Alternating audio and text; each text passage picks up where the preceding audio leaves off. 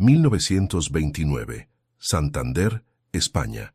El gélido viento del Atlántico azotaba los muelles de Vigo, trayendo consigo el aroma a sal, pescado fresco y carbón quemado de los barcos mercantes.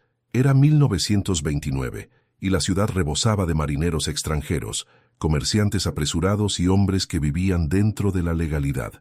Entre ellos estaba Isabel Martín, de 24 años, hija de un pescador que había desaparecido en el mar 3 años antes, un hecho que ella todavía se negaba a aceptar. Isabel trabajaba en la pequeña taberna familiar, un lugar sencillo, pero siempre lleno de historias.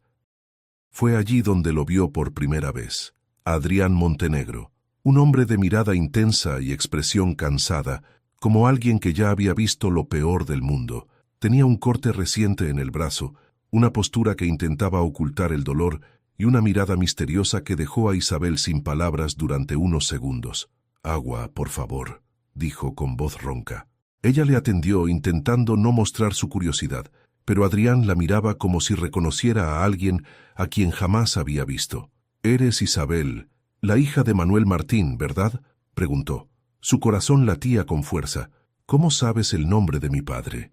Adrián apartó la mirada, apretando el vendaje que cubría la herida en su brazo. «Tu padre era un buen hombre. Me salvó la vida una vez». Isabel sintió un nudo en la garganta. Su padre siempre había sido generoso, pero llevaba una vida sencilla.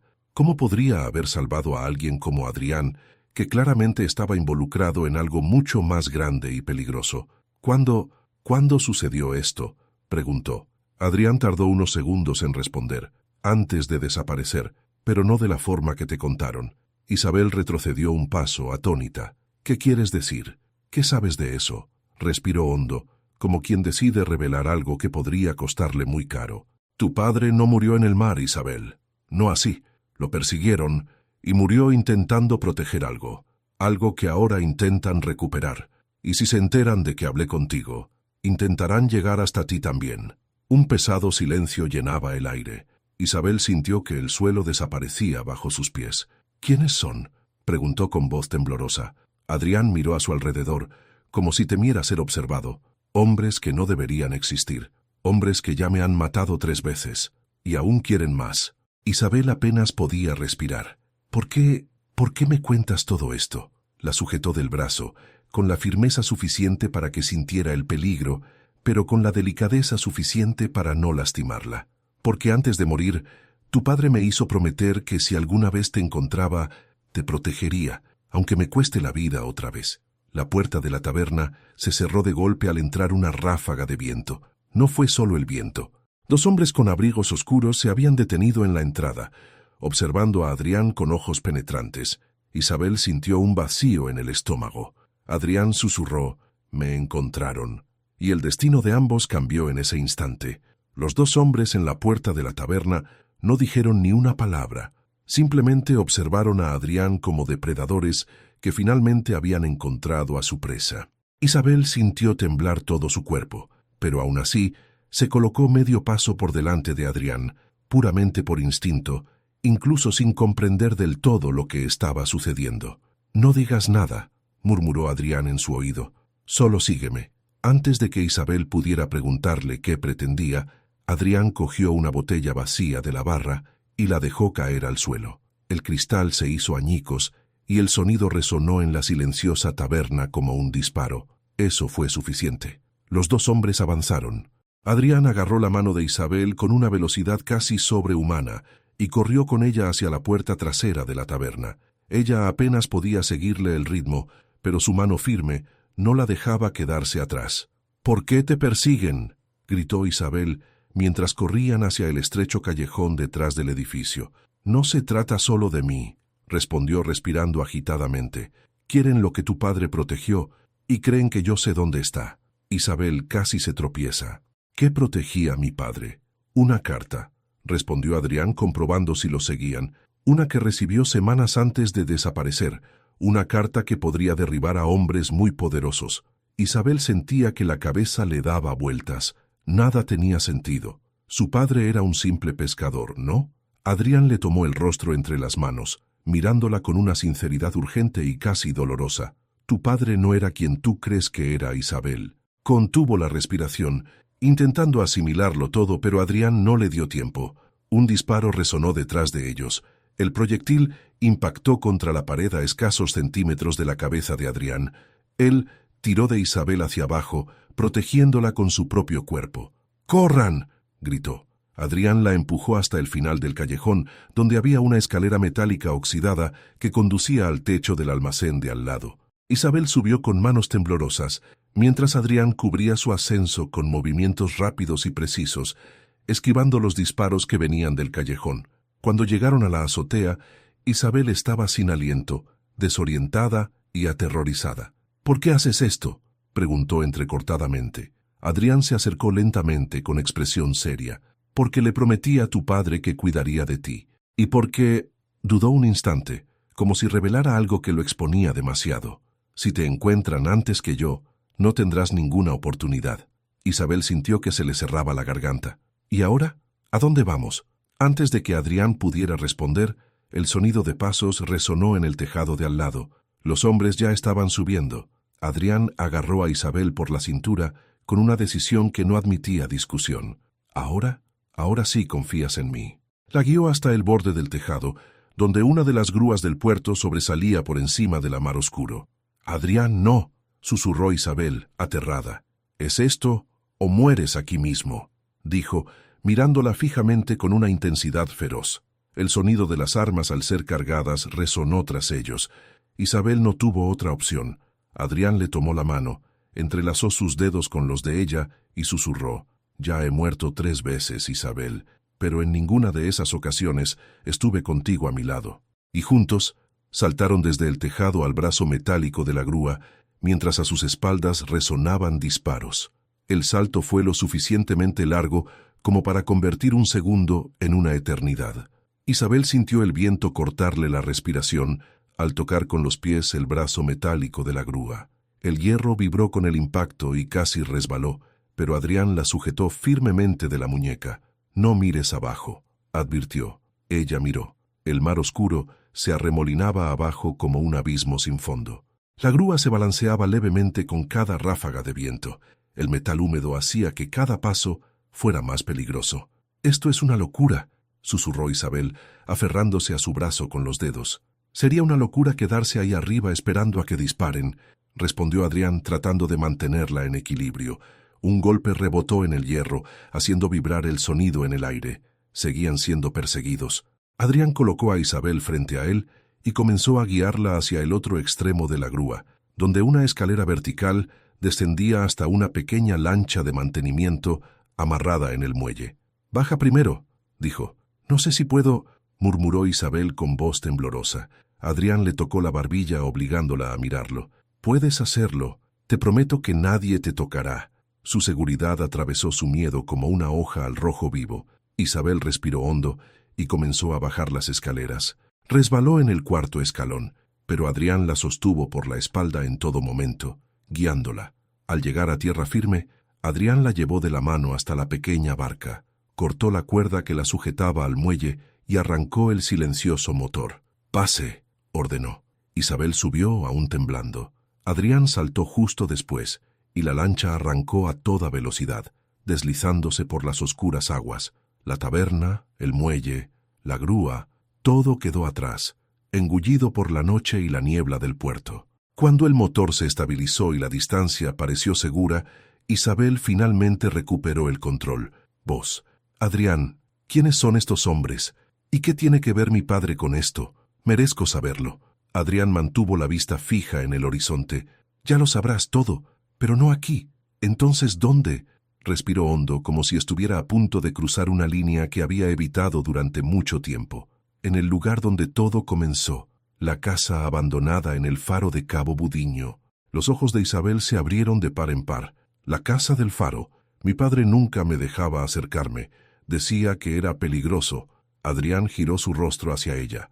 «Porque lo fue, porque aún lo es, y porque ahí es donde escondió la carta que todos buscan». Isabel sintió un escalofrío recorrerle la espalda. «¿Y qué dice esta carta?». Adrián apretó el timón con una fuerza que delataba el peso de lo que cargaba. «El nombre del hombre que mató a tu padre».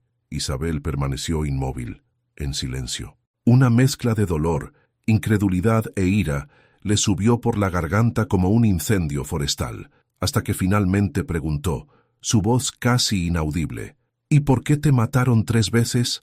Adrián la miró, por primera vez, sin máscaras, porque cada vez que intentaron eliminarme, fue en un intento de evitar que esta verdad llegara a ustedes. Isabel sintió que el mundo daba vueltas. Adrián añadió, y ahora que te he encontrado, harán todo lo posible para impedir que descubras su nombre. El silencio que siguió fue tan pesado como el plomo. Solo el sonido de las olas los acompañaba a los dos, y el faro, apagado y distante, apareció en el horizonte como un secreto a punto de ser revelado. La travesía hasta el faro duró casi 1 hora. El mar estaba agitado como si guardara recuerdos de lo sucedido allí años atrás. Con cada minuto que pasaba, Isabel sentía una creciente opresión en el pecho, no solo por el miedo, sino por la sensación de que su vida estaba a punto de cambiar por completo. El faro de Cabo Budiño se alzaba imponente y solitario en la punta de la costa rocosa. La estructura blanca estaba desgastada por la sal y el viento, y la pequeña casa contigua parecía abandonada desde hacía años. Nadie ha vivido aquí desde... Intentó hablar Isabel, pero la frase se le atascó en la garganta. Desde la muerte de tu padre, añadió Adrián. La barca atracó en una grieta entre las rocas. Adrián saltó primero y le ofreció la mano a Isabel para ayudarla a bajar. Al tocar el suelo frío, tuvo la extraña sensación de entrar en un lugar que siempre la había atraído, incluso sin explicación. Adrián caminó delante, observando su entorno. Parecía conocer cada piedra, cada estructura, como si hubiera estado allí antes, muchas veces. ¿Viniste aquí con él?, preguntó Isabel. Adrián dudó antes de responder. Una vez me trajo aquí, cuando se dio cuenta de que lo estaban siguiendo. Isabel lo miró sorprendida. ¿Mi padre sabía ya que querían matarlo? Adrián se detuvo frente a la puerta oxidada del faro. Se volvió hacia ella con una mirada seria, sin dejar lugar a ilusiones. Su padre sabía que iba a morir. Sabía que estaba involucrado en algo más grande de lo que podía manejar solo. Un escalofrío recorrió el cuerpo de Isabel. Adrián empujó la puerta. El crujido resonó en la oscuridad del interior. La casa olía a madera húmeda, sal y polvo acumulado. Dentro solo había lo esencial: una mesa vieja, 2 sillas, una lámpara caída y algunas cajas viejas. Adrián se acercó a uno de los paneles de la pared. Estaba aquí, dijo tocando la madera como si reviviera un fantasma. Escondió la carta detrás de este panel. La vi con mis propios ojos. Utilizando un cuchillo pequeño, Adrián comenzó cuidadosamente a retirar el panel. Isabel contuvo la respiración. El panel se cayó. Allí había un sobre, amarillento, sellado con cera roja que se ha agrietado con el tiempo, y con la caligrafía que Isabel conocía desde la infancia. Para mi hija, Isabel Martín. Le temblaban las manos. Esto es realmente de mi padre», susurró. «Sí», confirmó Adrián casi tan emocionado como ella. «Me encomendó la misión de que esta carta te llegara, pero fracasé 3 veces». Isabel tomó el sobre con sumo cuidado, como si fuera a desmoronarse al tocarlo. Su peso no era físico, era emocional, histórico, mortal. «¿Por qué nunca me dijo nada?», preguntó con la voz quebrada. Adrián se acercó lentamente. «Para protegerte. Creía que si no lo sabías estarías a salvo». Isabel bajó la cabeza. «Pero nunca he estado a salvo, ni un solo día», murmuró. Adrián la miró fijamente con una mirada intensa y dolorosa. «Ahora necesitas saberlo, Isabel.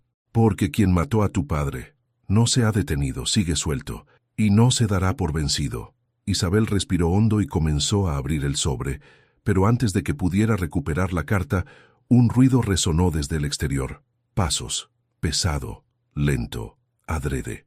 Adrián, con la velocidad de un felino, llevó a Isabel detrás de la mesa y sacó la pistola que llevaba en la funda oculta bajo su abrigo.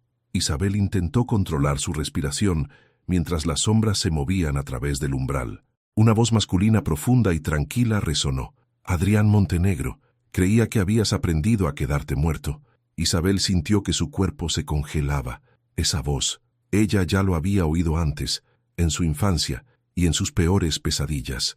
Adrián alzó su arma. «Quédate detrás de mí», susurró. Pero Isabel no podía moverse, porque finalmente reconoció la voz y susurró, con absoluto horror: «No, No puede ser. La figura entró por la puerta, y Elizabeth vio su rostro. El hombre que mató a su padre. El hombre que la había estado acosando desde que era niña. El hombre que también creía que Adrián estaba muerto. E Isabel solo pudo pronunciar un nombre. Tío Rafael. Todo el faro pareció quedar en silencio cuando Rafael entró. Un hombre alto, con una barba corta ya salpicada de canas, ojos tan fríos como el Atlántico en plena tormenta y ropa oscura que no revelaba su profesión, pero sí su poder. No me refiero al poder oficial, al otro tipo, el clandestino, ese cuya existencia nadie reconoce. Isabel sintió que le temblaban las piernas. «Tío Rafael», repitió con la voz casi quebrada, «¿estás vivo?» Él esbozó una media sonrisa, la misma sonrisa que ella recordaba de su infancia, pero sin ningún rastro de afecto. «Siempre he estado viva, Isabel. Tú eras la que estaba ciega». Adrián dio un paso adelante manteniendo a Isabel detrás de él. «No te acerques más», ordenó Adrián. Rafael ladeó la cabeza, como si observara un animal interesante. «Adrián Montenegro, eres persistente, para alguien que debería estar muerto». «Veces». Isabel se aferró a la camisa de Adrián. Su miedo era tan intenso que sentía como si un segundo corazón latiera fuera de su pecho. «¿Por qué?», preguntó Isabel con voz tensa. «¿Por qué perseguía a mi padre? ¿Por qué nos persiguió durante años?» Rafael recorrió lentamente la casa, tocando cada objeto como si le perteneciera. «Manuel», dijo con una calma casi insultante, «era un hombre sencillo, pero cometió un error imperdonable. Oyó lo que no debía. Se detuvo frente a ella, a unos pasos de distancia. Y ya sabes cómo es, sobrina. Los que escuchan demasiado mueren jóvenes». Isabel sintió un vuelco en el estómago. Adrián se posicionó aún más entre los dos. «Tú lo mataste», afirmó Adrián sin rodeos. Rafael arqueó una ceja. «Intenté evitarle problemas. Le di la oportunidad de entregar la carta, pero insistió en proteger secretos más importantes que él mismo». «La carta», dijo Adrián apretando con fuerza su arma. «Solo quería proteger a su hija». Rafael soltó una breve risa. «Ahijada». Se volvió lentamente hacia Isabel. «Siempre le dije a Manuel que la chica sería su punto débil. Y aquí estamos». Isabel dio un paso atrás. «Eras de la familia», murmuró incrédula. «¿Por qué?» Rafael se acercó y Adrián le apuntó directamente con la pistola. «Porque, querida, la familia no paga las deudas. El poder sí, el silencio sí, información patrocinada». Y su padre tenía algo que muchos hombres estaban dispuestos a comprar. «¿El nombre que aparece en la carta?», preguntó Isabel con voz temblorosa. Rafael sonrió. Una sonrisa oscura, vacía y calculada. «Sí, un nombre que valía vidas, que valía traiciones, y que aún vale muchísimo dinero». Adrián fijó sus ojos en él. «No la vas a tocar, ni hoy, ni nunca». Rafael se cruzó de brazos, despreocupado. «Adrián, has muerto 3 veces, y aún no has aprendido la lección. Siempre gano al final». Isabel dio un paso atrás, pero su mano seguía sosteniendo la carta, el sobre que su padre le había escrito, la verdad por la que murió protegiendo, y Rafael lo vio. «Ahí está», dijo, inclinando la barbilla, «la última pieza de este juego». Adrián se dio cuenta. No, pero ya era demasiado tarde. Rafael desenvainó un arma silenciosa, con la rapidez de un reflejo ensayado durante años. Un disparo amortiguado resonó en el faro. Isabel cerró los ojos, sintiendo cómo su mundo se desmoronaba. Pero cuando se abrió, ella no fue la que se cayó. Era Adrián, en el suelo, sangría. Respira con dificultad. Rafael bajó su arma, como si cerrara un capítulo. «4ª vez», dijo casi divertido. «A ver si sobrevives a esta también». Isabel cayó de rodillas junto a Adrián desesperada. «No, Adrián, quédate conmigo, por favor, quédate conmigo». Adrián intentó sonreír, pero el dolor era demasiado grande. Yo dije que te protegería». Isabel apretó su mano con fuerza, con los ojos llenos de lágrimas. «No me hagas esto. Por favor, ahora no». Pero Rafael se acercó, tranquilo, seguro, dispuesto a terminar lo que había empezado años atrás. «Ahora, sobrina», dijo, apuntándole con la pistola a la cabeza, «entrégame la carta». Isabel, llorando, miró a Adrián tendido en el suelo, y luego la carta, y finalmente al hombre que destruyó a su familia. Y por primera vez en mi vida, ella no sentía miedo, sentía odio, y él tomó su decisión. El silencio dentro del faro era tan denso que resultaba sofocante. Rafael mantuvo la pistola apuntando a la cabeza de Isabel, completamente seguro de que ella no tendría el valor de reaccionar. La conocía desde que era niña. Conocía su miedo, su fragilidad, o al menos eso creía saber. Pero la Isabel que se levantó del suelo no era la misma que entró en aquel faro. Se puso de pie lentamente, aún con la carta en la mano, mientras las lágrimas se le secaban en el rostro, marcadas por el dolor y la determinación. «No voy a entregar nada», dijo con voz baja pero firme.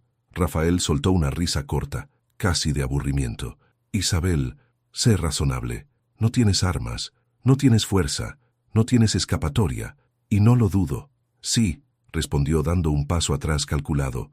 «Lo sé, nunca dudaste».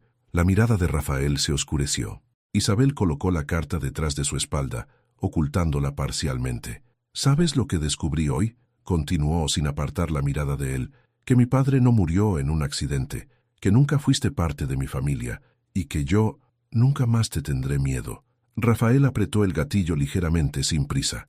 «Última oportunidad, sobrina». Fue en ese momento, en ese preciso instante, cuando Isabel se dio cuenta de algo. El disparo que alcanzó a Adrián no fue mortal. Sí, estaba inmóvil. Sí, sangraba.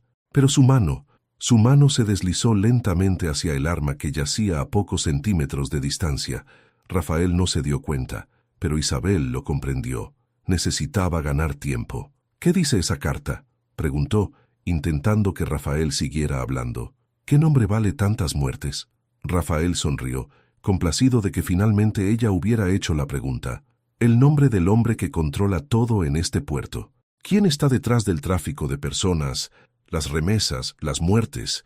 Un nombre que destruiría a muchos hombres poderosos si saliera a la luz». Alzó la barbilla con arrogancia. «Mi nombre». La revelación impactó a Isabel como un helado. No fue solo la muerte de su padre, era toda una red, creada, controlada y protegida por Rafael. «Y ahora», continuó con la calma de un verdugo, «me entregarás la carta, desaparecerás de esta costa y olvidarás que alguna vez tuviste un padre». Isabel apretó la carta contra su pecho. «Nunca», dijo ella. Rafael suspiró decepcionado. «Entonces lo siento, mi niña». Ajustó el arma. Y fue entonces cuando sucedió. Un fuerte estruendo resonó en el faro. No provino de Rafael. Surgió de la tierra, de Adrián. Con las pocas fuerzas que le quedaban, la visión borrosa y la respiración irregular, Adrián apretó el gatillo. El disparo alcanzó a Rafael en el hombro, haciendo que su arma saliera volando hacia un lado. «¡Adrián!», gritó Isabel. Rafael cayó contra la pared aturdido, pero no derrotado. Isabel corrió hacia Adrián, pero él levantó la mano indicando: «Vamos, termínalo». Los ojos de Isabel volvieron lentamente al arma caída de Rafael. Nunca antes había tenido un arma en sus manos. Nunca había pensado en matar a nadie. Jamás imaginó tener que elegir entre vivir y morir de esta manera. Pero en ese momento, ella lo comprendió. El miedo no la protegería.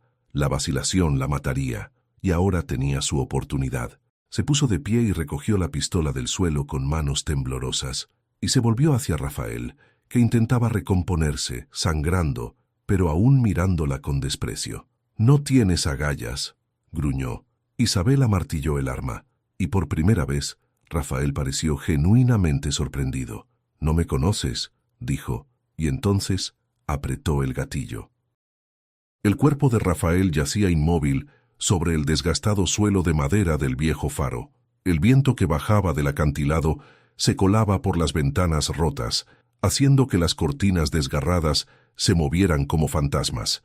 La lámpara de aceite, caída al suelo, emitía un último y tenue resplandor. Isabel seguía ayudando a Mateo a respirar cuando oyó pasos afuera, pasos ligeros pero rápidos, que se acercaban a la puerta con urgencia. Se puso de pie de un salto, con el corazón latiéndole a 1000 por hora. Agarró un trozo de madera rota, lo único que podía servirle como arma en ese momento. La puerta crujió, y entonces una voz baja susurró: «Isabel». Se quedó paralizada. Ella reconoció esa voz. Esa voz provenía de recuerdos que casi eran sueños, porque hacía años que no la oía. «Tomás», murmuró incrédula. Tomás entró lentamente. Era un hombre de unos 50 años, con barba corta, ropa sencilla de pescador y un rostro que reflejaba preocupación y cansancio. Su mirada recorrió la escena. El cadáver, Mateo inconsciente, Isabel cubierta de sangre y cenizas. Cerró la puerta cuidadosamente tras él. «Dios mío, ha sucedido lo que temía», susurró. Isabel se quedó sin aliento. Tomás era el mejor amigo de su padre, el que desapareció de su vida cuando Rafael se hizo con el control de todo. El hombre al que intentó ayudar años atrás y a quien Rafael expulsó violentamente. «¿Qué haces aquí?», preguntó Isabel todavía temblando. Tomás respiró hondo. Vi una sombra que corría por el acantilado. Reconocí su forma de caminar, así que corrí hacia aquí. Sabía que estabas en peligro. Se acercó a Mateo, se arrodilló y examinó la herida en su cabeza. «Necesita atención médica ahora, rápido». Tomás le tomó el pulso. «Todavía está vivo, pero débil». Isabel apretó los puños, presa de la desesperación. «Tomás, ese hombre dijo que me quería, que Rafael le debía algo. Sabía mi nombre. Me vio. Y va a volver». Tomás alzó la vista. En sus ojos se reflejaba algo que Isabel no había visto en años. Miedo genuino. «Sé perfectamente quién es», respondió con un susurro ronco. «Y tú también lo sabes, aunque nunca hayas oído su nombre oficialmente». «¿Quién?», insistió Isabel. Tomás miró hacia la puerta, asegurándose de que estaban solos. Entonces habló. «Héctor Valdavira, el hombre que controla la mitad de las rutas ilegales de la costa norte, el hombre que financió el poder de su tío, el hombre para quien...» Tomás vaciló. Su padre se negó a trabajar. Isabel sintió que el mundo daba vueltas. Así que fue él.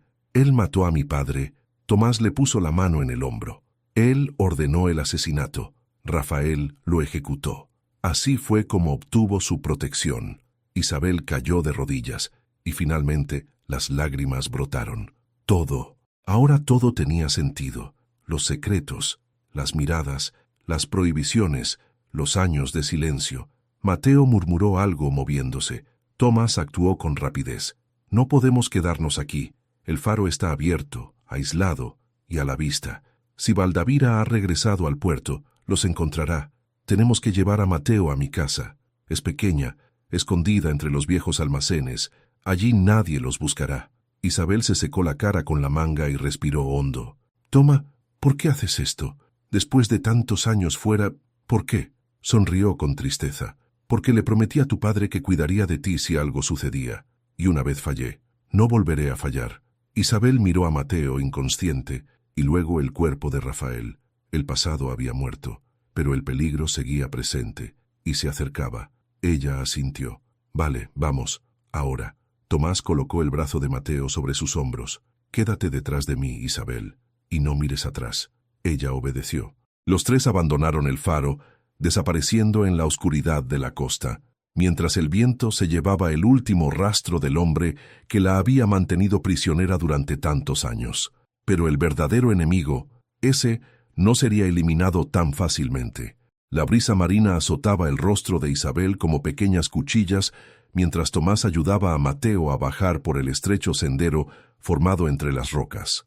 La luna estaba oculta tras densas nubes, haciendo el sendero casi invisible, y eso era precisamente lo que Tomás deseaba. «Por aquí», susurró, guiándolos hacia una grieta entre dos enormes rocas. «Este sendero no aparece en ningún mapa. Pocas personas del puerto saben que existe». Isabel la seguía de cerca, cargando el poco peso que Mateo podía sostener. El niño gemía suavemente con cada paso, pero no despertaba del todo. El sendero era empinado y húmedo, y el sonido del mar rompiendo contra las rocas retumbaba como un trueno. La sensación de que alguien los observaba le impedía a Isabel respirar con normalidad. «Valdavira», murmuró a Tomás mientras caminaban. «Va a volver al faro». Tomás asintió con la cabeza sin dejar de caminar. «Y cuando veas a Rafael muerto, entenderás exactamente lo que pasó. Por eso tenemos que desaparecer antes del amanecer. Tiene ojos por toda la ciudad». La frase hizo que Isabel acelerara el paso sin darse cuenta. Un refugio inesperado. Tras unos 20 minutos de descenso por las rocas, el sendero conducía a una zona más llana, casi al nivel de la playa. Había pequeñas cabañas abandonadas, restos de redes de pesca rotas y viejos barcos volcados, sin luz, sin voz, sin alma. «Entraremos por aquí», dijo Tomás llevándolos detrás de una cabaña casi demolida. «Hay una entrada oculta detrás del viejo pozo». Isabel jamás habría imaginado que en aquel lugar tan común se pudiera encontrar algo útil. Tomás empujó una tabla suelta por el suelo, dejando al descubierto una estrecha abertura que conducía a una especie de vieja bodega. El aire estaba impregnado del olor a madera vieja y sal húmeda. «Cuidado con el escalón», advirtió. Al bajar del autobús, Isabel se sorprendió. El lugar era pequeño, pero no estaba completamente abandonado. Había lámparas, una mesita, algunas mantas y un botiquín de primeros auxilios. «¿Siempre llevas esto puesto?», preguntó. Tomás suspiró. Cuando uno crece en el puerto, aprende que tener lugares donde esconderse es tan importante como saber pescar. Ayudó a Mateo a recostarse sobre las mantas e inmediatamente comenzó a limpiarle la herida en la cabeza. Isabel permanecía a su lado sosteniendo la mano del niño, que respiraba con dificultad. «¿Estará bien?», preguntó con voz temblorosa. Tomás no respondió de inmediato. Terminó de limpiar la sangre, la secó con un paño limpio y aplicó un ungüento espeso con olor a hierbas. «Sobrevivirá», dijo finalmente, «pero necesitará descansar». El impacto fue fuerte. Isabel se relajó un poco, pero algo seguía inquietándola por dentro. «Tomás», susurró, «¿por qué me quiere Valdavira?». Tomás exhaló como si hubiera cargado un peso durante décadas. «Porque eres lo único que le quedó a tu padre que no pudo controlar, y porque, de alguna manera, cree que puede usarte para recuperar todo lo que perdió cuando tu padre lo confrontó». Tragó saliva con dificultad. «Y Mateo, él no tuvo nada que ver con esto. Ahora sí que tienes pelea», dijo Tomás, mirando al chico inconsciente. «Valdavira no perdona a nadie que se interponga en su camino. Si te importa, tendrás que luchar». Isabel estrechó la mano de Mateo. «Ya estoy luchando». Tomás apagó la lámpara en cuanto oyó algo fuera. Isabel también escuchó. Huellas en la arena. Lento. Arrastrado. Tomás le hizo un gesto para que guardara completo silencio. Los pasos se detuvieron justo cerca de la cabaña que se encontraba encima de ellos. Se hizo un silencio absoluto. La madera de la cabaña crujió, como si alguien estuviera apoyando todo su peso contra ella. Isabel contuvo la respiración. Tomás colocó la mano sobre la daga que llevaba sujeta al cinturón. Entonces, una voz grave, una voz terriblemente familiar. «Isabel, sé que estás cerca. No tiene sentido esconderse. Eres mía. Siempre lo has sido». Era él, Valdavira. El sonido de la voz del hombre le recorrió el cuerpo como un veneno. Estaba de caza, y estuvo muy, muy cerca. Tomás susurró casi inaudiblemente. «No hagas ruido. No puede encontrar este lugar». Valdavira caminaba lentamente alrededor de la cabaña, como un depredador acechando a su presa. Isabel cerró los ojos y contuvo la respiración. Era como si todo el destino estuviera ligado al sonido de un solo paso. «No hagas ruido. No puede encontrar este lugar». Valdavira caminaba lentamente alrededor de la cabaña, como un depredador que acecha a su presa. Isabel cerró los ojos y contuvo la respiración. Era como si todo el destino estuviera ligado al sonido de un solo paso. El viento azotaba las tablas sueltas del faro abandonado, haciéndolas crujir como huesos al doblarse. Afuera, el mar rompía contra las rocas, pero no lo suficiente como para ahogar el sonido de las botas de Valdavira, aplastando trozos de grava. Un paso, otro. Mateo, tendido en el suelo tras las cajas, temblaba, no de miedo, sino del dolor del golpe en la cabeza. Darío presionaba un paño contra la herida, conteniendo la respiración ante cada ruido del exterior. Con cada crujido, sentía que el corazón le iba a estallar. Isabel se fue agachando lentamente, arrastrándose hasta la rendija de la ventana, lo suficiente para ver las sombras. Valdavira se detuvo, justo en la puerta. El silencio era tan denso que parecía tener peso. Tocó la madera con la punta de los dedos, con demasiada suavidad. Luego, abrió la puerta apenas un palmo. La luz de la luna entró como una hoja plateada a través del suelo de piedra de la cabaña. Isabel sintió que el estómago se le subía al pecho. Darío tragó saliva con dificultad. Mateo, inconsciente, murmuró algo débilmente, e Isabel se llevó la mano a la boca para ahogar un sollozo. Valdavira escuchó, giró la cara muy lentamente, como si saboreara el momento. «Sé que estás aquí», dijo con voz baja, tan tranquila que resultaba más aterradora que un grito. «Solo necesito que me hagas la vida un poco más fácil». Sacó su revólver. Señaló el interior de la cabaña a través de la rendija de la puerta. Isabel se quedó sin aliento. Darío agarró un trozo de madera, desesperado, dispuesto a atacar si fuera necesario, incluso si le costaba la vida. Fue entonces cuando un breve silbido rasgó el aire. Venía de la derecha, entre los arbustos bajos cerca del acantilado. Baldavira se giró inmediatamente. Alerta. Otro silbido, más fuerte, íntimamente. Amartilló el arma, dio 2 pasos rápidos hacia la puerta y desapareció en la oscuridad que rodeaba el lateral del faro. Los ojos de Isabel se abrieron de par en par. Los ojos de Darío se abrieron de par en par, y desde fuera una voz ronca susurró: «Ahora, salgan por la puerta de atrás. ¡Rápido!». Isabel rodeó con un brazo los hombros de Mateo. Darío se sujetó del otro. Todos se movían con cautela, como fantasmas que atraviesan una casa embrujada. Detrás de la cabaña, un sendero estrecho conducía a una grieta entre 2 rocas, un pasadizo conocido solo por los pescadores locales. El viento aullaba allí con tanta fuerza que amortiguaba cada paso. Isabel no discutió, ni siquiera miró atrás. ¿La sangre le palpitaba en los oídos? Mateo respiraba con dificultad. Darío ya lloraba, incluso sin darse cuenta. Cuando llegaron al final de la grieta, Tomás miró a Isabel a los ojos. «Llévenlo al viejo barco de Ernesto. Manténganlo escondido allí hasta el amanecer. Yo lo entretendré». «Tomás», susurró Isabel con la voz quebrada, «te va a matar». Tomás sonrió con esa sonrisa torcida, manchada de sal y de una vida entera de cansancio. «Debería haber muerto hace mucho tiempo, chica. Si con esto logro librarme de ese demonio, habrá valido la pena». Antes de que pudiera responder, un disparo resonó desde arriba, y luego otra. Baldavira había regresado a la puerta de la cabaña. Tomás respiró hondo. «Ve, ahora», y corrió hacia el faro para atraer a Baldavira, sabiendo que tal vez nunca regresaría. Isabel apretó a Mateo contra ella. Tomás corría junto al faro, abriéndose paso entre las piedras sueltas, su silueta desapareciendo entre la niebla. Las botas de Baldavira resonaban tras él, pesadas e impacientes. Isabel no miró atrás. Ella, Darío y Mateo siguieron el pasaje entre las rocas hasta que divisaron el mar abajo, rompiendo contra la cala. La vieja barca de Ernesto se balanceaba, sostenida por una cuerda gastada. Parecía un milagro olvidado por la propia marea. «Vamos», susurró, intentando mantener a Mateo consciente. Darío la ayudó a acostar a Mateo dentro del bote. El niño respiraba despacio, pero respiraba. Eso era lo único que importaba. La corriente hacía que el casco se balanceara, arrastrándolos lentamente, ocultos por la espesa niebla matutina. Allí arriba, cerca del faro, apareció una sombra en el acantilado. Baldavira. Su abrigo ondeaba al viento.